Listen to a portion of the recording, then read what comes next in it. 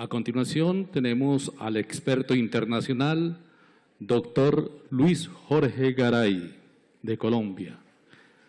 Reflexiones en torno a la gestión social de la minería como sistema a la justicia socioecológica transnacional y al modelo minero neo-extractivista, a propósito del caso de Colombia. Recordamos que el doctor Luis Jorge Garay es ingeniero industrial magíster en economía de la Universidad de los Andes, doctor en economía en el Instituto Tecnológico de Massachusetts, Estados Unidos, consultor del BID, del Programa de Naciones Unidas para el Desarrollo PNUD, del Departamento Nacional de Planeación de Colombia y de la Contraloría General de la República de Colombia. Ha publicado más de 55 libros y cerca de 90 artículos en revistas especializadas sobre temas como comercio internacional e integración económica, migración internacional, desarrollo industrial, exclusión social, globalización, desplazamiento forzado y victimización, captura y reconfiguración del Estado y construcción de sociedad, e igualmente se desempeña en el área de socioecología, política de la extracción de recursos naturales no renovables. Invitamos al doctor Luis Jorge Garay.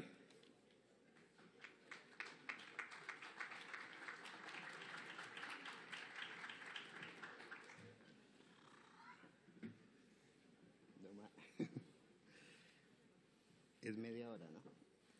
Bueno, muchas gracias. Primero que nada, quiero agradecer a la Corte Constitucional y su presidente por la oportunidad y el privilegio de invitarme.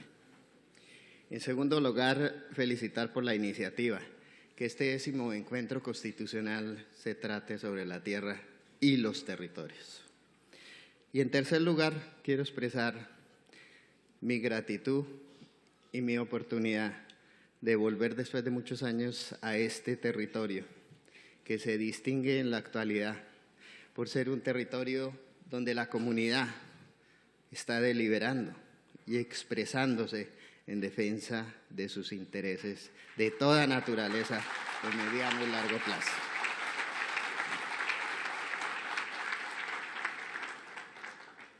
Creo que hace más de 20 años no venía a esta tierra. Entonces, para mí ha sido un gran privilegio. Ayer en la Universidad del Tolima compartía con estudiantes, con profesores y con la comunidad universitaria y encontraba algo que quizá en otras partes de Colombia no se encuentra. Es un espíritu por aprender, por deliberar, por reflexionar y por acertar, no solo para hoy, sino fundamentalmente para las generaciones futuras. Gracias a Tolima, porque creo que es una experiencia y un aprendizaje y sobre todo una demostración que Colombia tiene que avanzar en la participación ciudadana para deliberar y ojalá ir construyendo verdaderamente un Estado democrático de derecho en Colombia. Bueno, yendo al tema, voy a hacer la presentación que no va a seguir el borrador. Voy a adecuar la presentación ante la riqueza de argumentos y debates que he oído en estos 2 días y la voy a estructurar para dar, no respuesta, sino consideración a múltiples de los argumentos que se han hecho. Quizá el primer tema que quiero hablar es la etapa actual de la globalización capitalista y el modelo neoextractivista minero en los países del sur global, retomando las palabras de Rodrigo. Porque primero tenemos que entender cuál es la ecología y la economía política que está detrás de este proceso, a nivel global, a nivel nacional y a nivel local, con los poderes y las fuerzas económicas y políticas, y en nuestro caso en muchos espacios militares, para llevar a cabo un modelo neoextractivista de tipo enclave en Colombia. Entendido esa lógica, debemos proceder, a mi juicio, a comprender el carácter de la minería como un sistema complejo, un sistema socioecológico complejo, que impone y exige responsabilidades en múltiples instancias del Estado y la sociedad, en este caso colombiana. En tercer lugar, avanzar en una caracterización de la aplicación del modelo neoextractivista tipo clave en el caso Colombia, como uno de los casos más perversos del neoextractivismo contemporáneo en el sur global. En cuarto lugar, espero que haya tiempo, poder hablar sobre algunos de los retos esenciales para superar este modelo. Primer tema.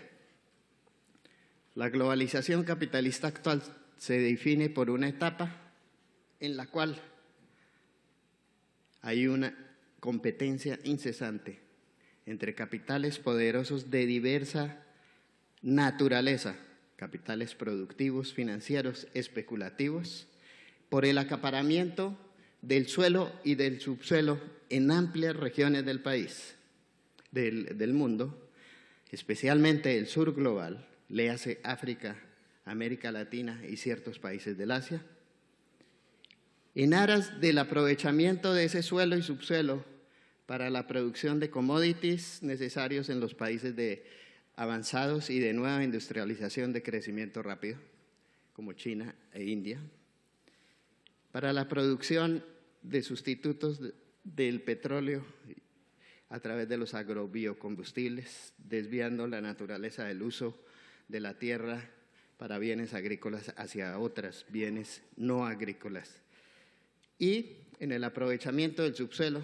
para la explotación de recursos mineros no renovables para las necesidades de expansión del capital y del capitalismo en los países del norte y de los nuevos industrializados. Esa es la etapa actual de capitalismo más característica. En esa etapa, dentro del modelo neoliberal imperante, aún hoy todavía, se desarrolla por injerencia inicial de organismos internacionales como el Banco Mundial, el modelo neoextractivista tipo enclave que algunos, y que debe estar presente aquí Germán Palacio, han hablado tipo colonial o neocolonial. Para evitar problemas, por ahora hablemos neoextractivismo tipo enclave, que consiste en lo siguiente. Consiste en promover, auspiciar, favorecer a través de la política pública de los países del sur global la inversión de capitales extranjeros y nacionales poderosos para el aprovechamiento del suelo y del subsuelo, concediendo primero, seguridad jurídica, la llamada en el neoliberalismo la seguridad jurídica del capital extranjero,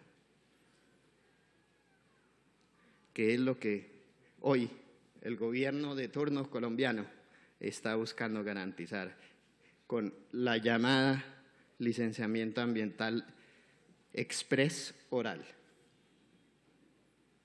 entre otras razones. En segundo lugar, garantizar la atracción en la competencia con otros países del sur de capitales a través de dádivas y exenciones socialmente injustificadas de tipo fiscal, tributario y laboral, incluso en algunas circunstancias.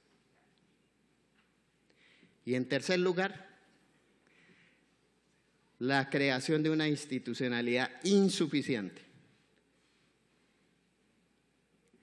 que garantice que las normas ambientales, laborales y de otro tipo estén en competencia entre países del sur hacia la baja y no sea hacia la alza. Es decir, en un progresivo deterioro de las restricciones y de las condiciones medioambientales y sociales para el desarrollo de las industrias extractivas, en este caso mineras. Es un caso extremo, aberrante, pauperizador del modelo neoliberal imperante. Por supuesto, hay diferencias entre países. Colombia se distingue por estar en un extremo, en el extremo más favorecedor para la atracción de las empresas y capitales externos. Solo menciono algunos rasgos característicos para que tengamos la debida preocupación a la hora de discutir los otros elementos. Uno, Colombia es uno de los países en América Latina que tiene la renta minera más baja. Se equipara relativamente con la del Perú y ostensiblemente menor a la mayoría de otros países. Se refleja esta baja renta minera en que, a diferencia del discurso oficial y de las empresas mineras y de sus afiliados y profesionales, en que no aporta recursos suficientes ni cuantiosos al erario nacional. Solamente en los últimos 7 años ha aportado un promedio del 0.6% del PIB al año, lo que es a todas luces aberrante. Aberrante si en la misma medida no hay la institucionalidad ni la voluntad decidida en el país de garantizar el pago de compensaciones por toda la erosión del patrimonio público, como ocurre hoy día en Colombia. Es decir, esa imagen de que la minería tal como está desarrollándose en este modelo minero es un motor o puede ser un motor de crecimiento y de desarrollo por el lado de los recursos que otorga el Estado, claramente es falaz y no corresponde a la realidad. Segundo lugar,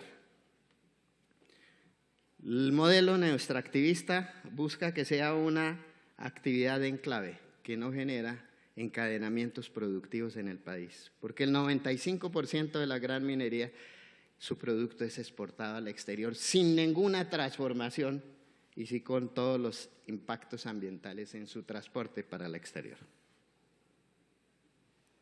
O sea, tampoco genera empleo. Tercer lugar, falaz y no cierto.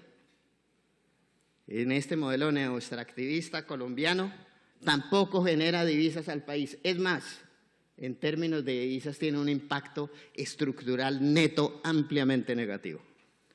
Y ustedes se preguntan, ¿cómo así? Si trae inversión extranjera y exporta todo el producto. Pues sí.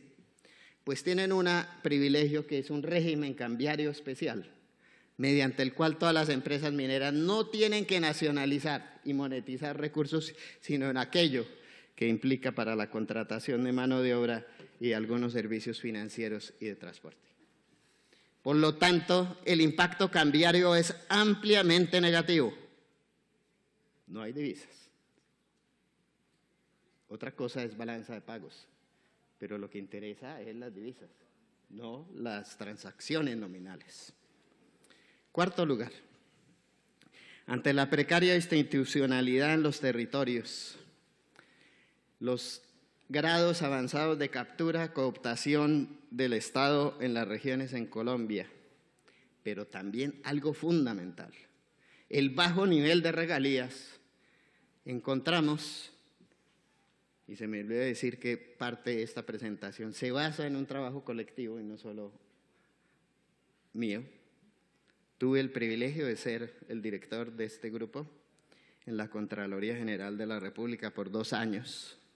Y mucho de lo que estoy hablando es fruto de esa acumulación de conocimiento colectivo que, por supuesto, no es solo individual. Más adelante sí voy a hablar de unas reflexiones que surgen después de la calma de 20 meses inmersos colectivamente en este trabajo sobre una reflexión que más adelante anuncio que es personal eminentemente y me compete la responsabilidad de los errores y omisiones. Cierro el paréntesis. A diferencia de lo que se menciona, en un estudio analítico y empírico detallado, se encuentra la siguiente conclusión. En Colombia, los municipios eminentemente mineros tienen indicadores sociales y de desarrollo institucional peores, incluso que el conjunto de los municipios cocaleros, donde están en las condiciones más deterioradas y bajo, obviamente, la captura de la ilegalidad. Por supuesto, estos indicadores de los municipios mineros son mucho menores aún de los municipios eminentemente petroleros. Y la razón es que si bien en términos socioecológicos la industria extractiva petróleo y minería tiene semejanzas, la estructura institucional, regulatoria y legal en Colombia y espacio legal en Colombia entre la minería y la industria petrolera de hidrocarburos es radicalmente diferente, que explica en parte esta diferencia. Quinto lugar, y algo muy fundamental, el empleo generado, al ser de tipo enclave, de ser capital intensivo, evidentemente es mucho menor que el empleo que generan las actividades tradicionales de agricultura y manufactura. Estamos hablando del empleo legal, de la minería legal. La minería no legal, que está compuesta por la informal, la empresarial que no satisface los requisitos ambientales y fiscales, y la abiertamente criminal, está demostrada en unas últimas cifras de la Agencia Nacional Minera, tiene una mayor intensidad de mano de obra y genera mano de obra, pero condiciones en algunas veces esclavizantes y en la mayoría, obviamente, sin cumplir ninguna norma laboral internacional. Habría mucho más que hablar de los impactos, pero quiero dejar solo aquí, porque si no se me va la presentación que no quería que fuera, pero es solamente para decir, el modelo minero hoy vigente en Colombia no es un modelo que pueda servir de apalancamiento al desarrollo, al crecimiento, a la redistribución y a la reducción de la pobreza y la inequidad, ni a nivel local, ni a nivel regional, ni a nivel nacional. Punto. Sí.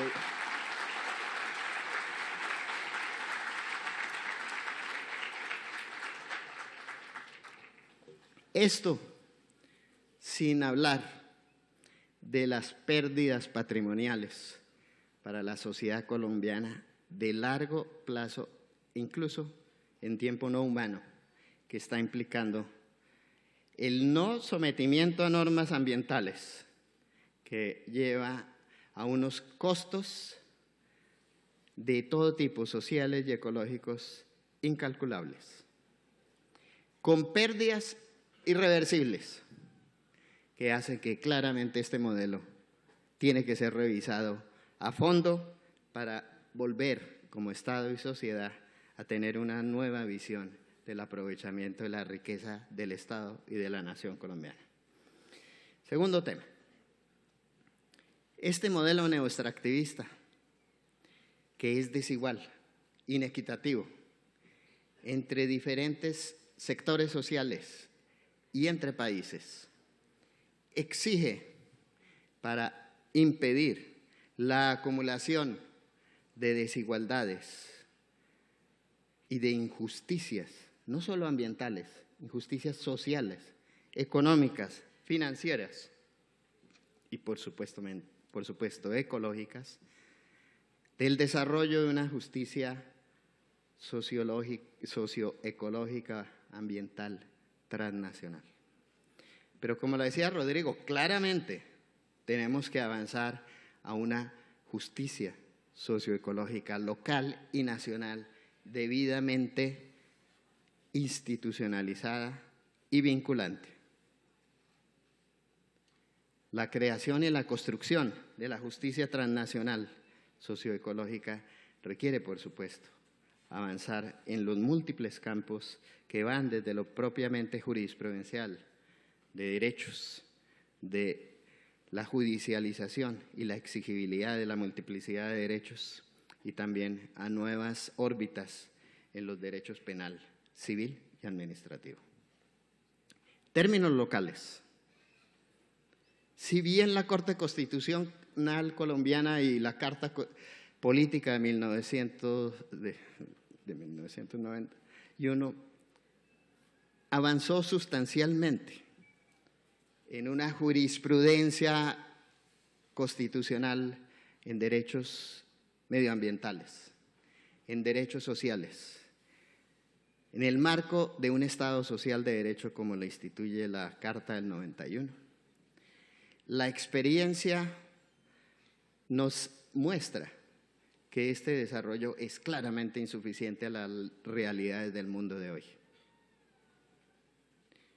Bienvenidos los avances como la sentencia del magistrado ponente Nilson Pinilla del principio de precaución. Importante avance. Importantes avances se han dado en la Coordinación Nacional Territorio con la reciente autosentencia C-123 del 2014, que comparto la misma observación de Rodrigo, que se quedó bastante corta, pero por lo menos un avance. Sin embargo, en estos 2 últimos días hemos visto, quizá yo de una manera sesgada, la problemática en la construcción de los derechos, en los derechos sociales y en los derechos ambientales, tanto a nivel transnacional como a nivel local y nacional. Y ello parte de un principio, a mi juicio, clave. Es que solo en la medida que ha avanzado el análisis científico, ha habido mayor experiencia internacional con la industria extractiva, ha avanzado también una nueva comprensión científica sobre la naturaleza de la extracción de recursos naturales no renovables y de sus impactos. Solo hasta muy recientemente se está consolidando una concepción, en primer lugar, de que la extracción de recursos naturales no renovables, a diferencia de cualquier otra actividad, está marcada por un rasgo característico esencial, que es la imprevisibilidad, que es más allá del riesgo. El riesgo es apenas un elemento, la imprevisibilidad es un rasgo distintivo. Por eso es que el principio de precaución es fundamental. Pero también el avance científico ha encontrado la multiplicidad de los impactos en todas las esferas e instancias de acción determinante. No solo sobre el subsuelo, sino sobre el suelo, y no solo sobre la ecología, sino sobre la sociología, sobre la sociedad y las comunidades que habitan el territorio.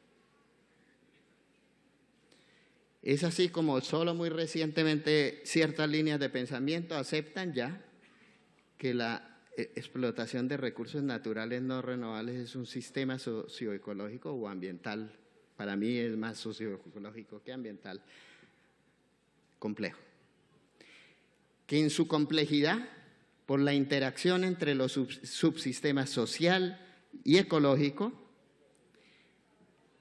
impone la necesidad de desarrollar una gestión social sobre la resiliencia y no sobre la sostenibilidad, que es insuficiente. El debate sobre la sostenibilidad no lo quiero dar aquí, pero es claro que la concepción básica de sostenibilidad no aplica a la explotación de recursos naturales no renovables. Una vez se explota, no se llega al mundo de atrás igual. En general, se transforma. Lo que hay que buscar, por lo tanto, es la garantía de la resiliencia social y ecológica, y para ello se requiere una gestión pública y social. Ahí reside el papel del Estado.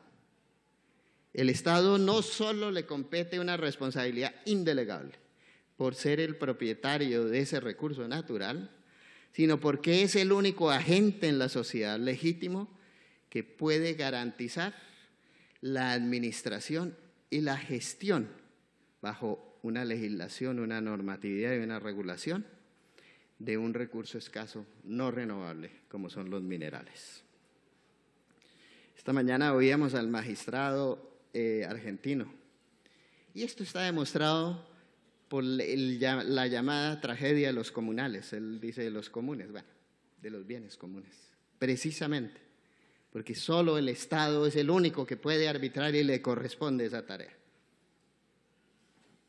De tal manera que no es posible, o sí es posible, pero no es razonable, racional, ni defendible socialmente que el Estado avance en la privatización de su función esencial en la gestión de la resiliencia de los sistemas socioecológicos en el país.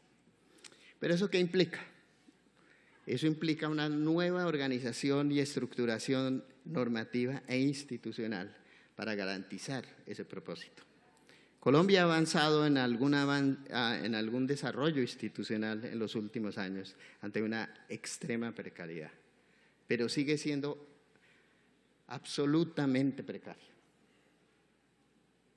Y aquí quisiera hacer esta observación. La complejidad no se supera con la simplificación y con la negación de la complejidad. La complejidad se debe enfrentar administrándola de manera científica y técnica. La complejidad no se puede reducir solo con una institucionalidad.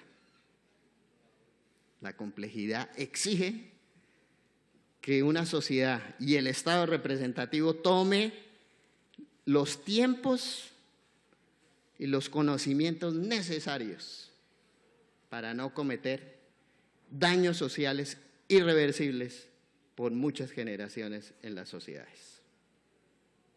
Por eso la licencia express oral no tiene ningún sentido si de lo que se tratara es garantizar la responsabilidad del Estado. Es una irresponsabilización del Estado a su tarea de cumplimiento de los derechos fundamentales y de los fines esenciales del Estado. Pero avanzar en esta institucionalidad y jurisprudencia tiene que abordarse no solo el tema constitucional, creando, modernizando y ampliando la conceptualización de los derechos. A mi juicio hay que revisar la legislación y la concepción en muchos casos de la legislación ambiental, no solo colombiana, sino mundial, y es parte de lo que hemos oído de las fricciones, las contradicciones que hay en el desarrollo jurisprudencial en estos temas. En segundo lugar, hay una instancia fundamental que hay que avanzar. Los recursos naturales no renovables son patrimonio de la nación y el Estado es el dueño de esos recursos. Por lo tanto, el control fiscal ejercido por la Contraloría General de la República tiene que sufrir una modificación y reforma fundamental.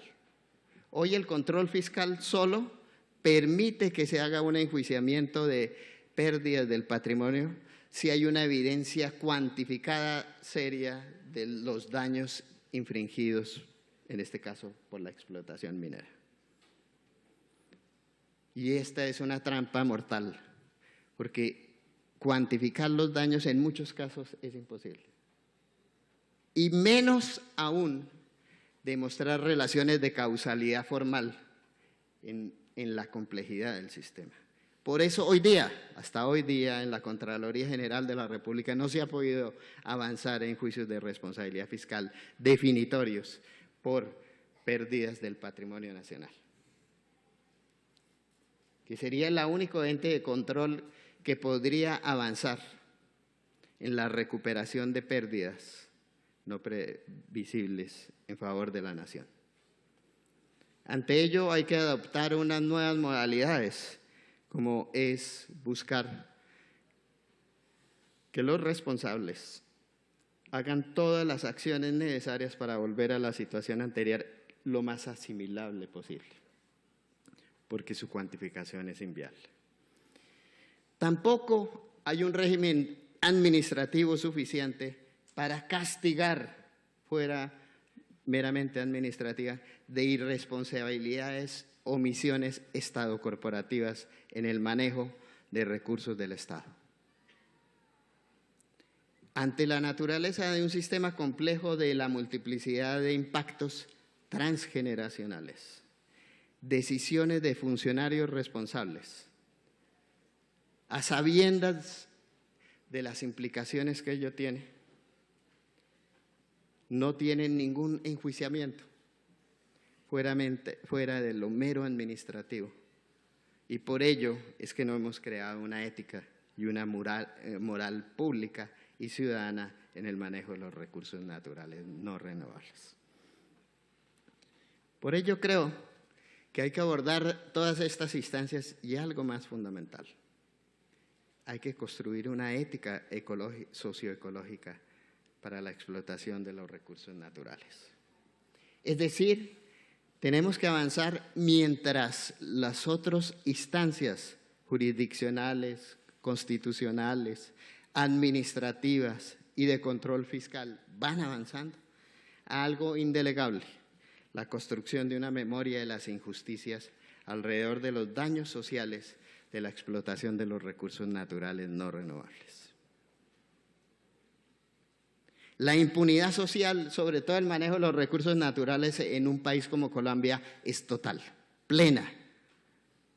No hay el ejercicio de fiscalización del abuso o del mal uso, de la responsabilidad de los funcionarios y de las instituciones en el manejo de recursos como públicos de esta naturaleza. Estos son elementos centrales para construir un sistema de justicia socioecológica nacional y por lo tanto también avanzar a lo transnacional. No se trata solo, pero muy fundamental, de derechos, sino también de cómo se operacionaliza este emprendimiento de responsabilización de faltas y omisiones estado-corporativas en el manejo de recursos no renovables. Tercer tema. Todo lo anterior lleva a que el sistema de justicia es un sistema complejo, que no se puede simplificar, que hay que irlo construyendo socialmente, desde lo local, nacional a lo internacional. No se trata solo de derechos, sino de cómo se logra vindicar y responsabilizar y castigar las faltas y omisiones estado-corporativas en este respecto. Ante estas circunstancias, por supuesto, una sociedad como la colombiana está a la vera de una definición hoy, cuando hablamos de la eventualidad de un posconflicto, pero no de paz. La paz es un paso ulterior al posconflicto. El debate ayer muestra que Colombia requiere construir la verdad como elemento esencial del paso del posconflicto a la paz. Las violaciones sobre el patrimonio nacional de los recursos naturales no renovables a través del tiempo tienen que hacer parte de este proceso de verdad. Pero además, algo muy fundamental en el territorio hoy. La minería es, en muchos territorios, uno de los conflictos más agudos y es previsible que continúe siéndolo por muchos tiempos en Colombia. Por múltiples razones. La minería se desarrolla donde está el recurso, no donde está la voluntad del empresario o del criminal, sino donde está el recurso. En muchas partes del país donde no hay un Estado o el Estado está capturado por la ilegalidad, están buena parte de los recursos del país, los recursos naturales. Ya voy. Por lo tanto, en las regiones se ha desarrollado una variedad de minerías. Y con esto quiero dejar claro un debate tergiversado por la gran minería. El hecho de que haya una constatación clara que en muchas regiones donde hay minería ha habido una sistemática violación de derechos humanos, nunca hemos dicho que es la minería legal la que ha producido esa violación. Lo que queremos constatar e insistir es que donde se desarrolla la minería es precisamente donde hay unas condiciones de conflictividad y de violencia inmanentes que lleva a que precisamente la minería legal tenga una responsabilidad en el desarrollo minero aún en las regiones donde están. Obviamente es responsabilidad del Estado pero las empresas tienen una responsabilidad. ¿Por qué? Porque simultáneamente ha habido una hibridación en el territorio entre 7 modalidades o 6 modalidades de minería simultáneamente. Unas legales, que son las que tienen toda la normatividad institucional y ojalá la cumplan, no necesariamente la cumplen, que es la minería legal, generalmente de gran escala. Están 2 amparadas constitucionalmente, la ancestral y la artesanal. Pero simultáneamente han emergido 3 tipos nuevos, o no tan nuevos algunos como la informal, la empresarial que no cumple ni satisface la normatividad y la abiertamente criminal. Por eso hay una confusión metodológica y conceptual en el gobierno e incluso en el debate público, que se ha mostrado en que ha habido 2 o 3 proyectos de ley del Ministerio de Defensa donde confunde la minería criminal con la minería informal y la cataloga de la misma naturaleza. Necesitamos tener claro que en esta hibridación de minerías, tal como se ha desarrollado, este conflicto perdurará habiendo aún posconflicto en términos de la negociación de La Habana. Entre otras razones, porque en la minería criminal actúan los grupos guerrilleros, las BACRIM y organizaciones criminales transnacionales como el Cartel de Sinaloa y el Cartel de los Zetas. Por lo tanto, es claro que compete al Estado la responsabilidad de un nuevo ordenamiento minero, pero también le compete a la minería legal, que en ocasiones, por acción u omisión, contribuye a la reproducción de las otras minerías, un papel indelegable en la resolución de la ilegalidad en la minería. Por lo tanto, hay unos retos fundamentales. Colombia tiene que decidir como sociedad cuál es el rumbo que va a tomar con respecto a la minería. O profundiza el modelo neoliberal imperante. ¿Me da 2 minutos y acabo? Bueno. O profundiza el modelo neoliberal predominante,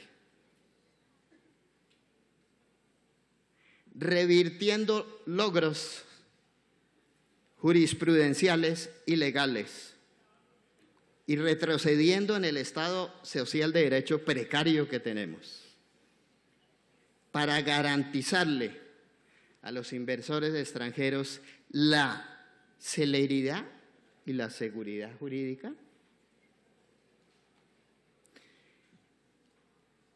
Implicando una masiva transferencia de recursos a los agentes transnacionales, sin una retribución debida a las comunidades locales y a la nación, como pareciera ser, y quiero ser en eso muy claro, el planteamiento de esta segunda administración Santos, ante los obstáculos o las problemáticas que enfrentó la locomotora minera en la primera administración, y que por lo tanto en ese escenario implica, entre otras, derruir la consulta previa, derruir el consentimiento previo vía administrativa, a la espera que solo algún día la Corte Constitucional dirima la inconstitucionalidad del caso, pero sería tarde, porque ya los impactos estarán en ese momento irreversibles, creando mayor conflictividad en los territorios nacionales y por lo tanto creando unas nuevas formas de violencias que alteran esa transición tan delicada eventual del posconflicto a la paz. O 2, en un espíritu de Estado social y ambiental o ecológico de derecho, toma la decisión el Estado, en este caso el gobierno de turno, porque como decía el magistrado argentino, hay infortunadamente una irreconciliación entre los impactos de la minería que son de largo plazo y las necesidades de éxito de los gobiernos que son de inmediato plazo. O toma la decisión de avanzar a un nuevo modelo minero, de minería necesaria, donde se corrijan todas las falencias existentes y donde se garantice que el interés prioritario es el interés nacional y no el interés de los capitales transnacionales langosta que vienen, explotan y se van. Por lo tanto, tendríamos que decidir como sociedad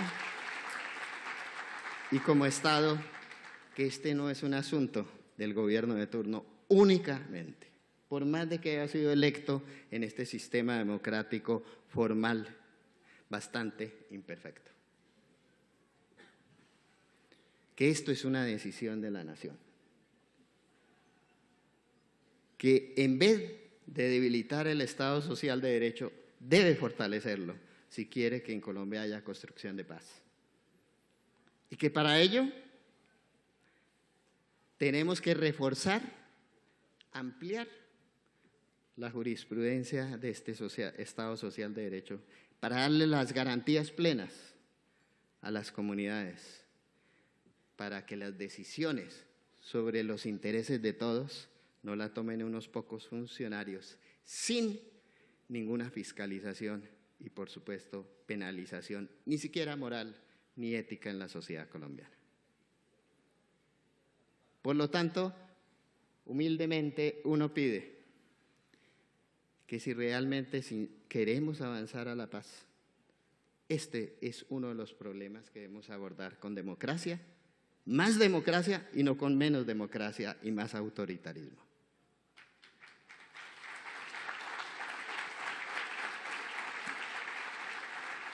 Por supuesto, y termino porque ya me pasé demasiado, por supuesto, la democracia tiene sus límites. En el capitalismo, la democracia en algunos momentos puede llevar a obstáculos y conflictos que tienen que ser resueltos democráticamente. No hay que acabar con las consultas porque toman tiempo. Lo que hay que buscar es cómo se concilian los intereses para el bienestar de todos, dentro de metodologías, normas, regulaciones que se pueden construir interculturalmente y también con las comunidades campesinas que son sujetos también de consideración constitucional especial. Por lo tanto, termino diciendo, el modelo neoextractivista minero de Colombia es perjudicial, dañino, con efectos irreparables y sin compensaciones debidas ni a la nación ni a las comunidades. Tenemos que asumir el compromiso de que son recursos sagrados y de que ese argumento economicista a la cual pertenezco yo, esa disciplina, de que si no se vende ahora, pues se pierde la oportunidad, es falso. Los recursos están ahí y los podemos aprovechar en el momento que sea deseable y posible en el futuro. No caigamos en el cortoplacismo, en las afugias de las necesidades fiscales de los gobiernos de turno como el de hoy, que parte, como expresaba algunos funcionarios públicos, es que el modelo minero, la minería, puede ser la salvación de nuestro problema fiscal de inmediato plazo. Falaz y perjudicial. Gracias.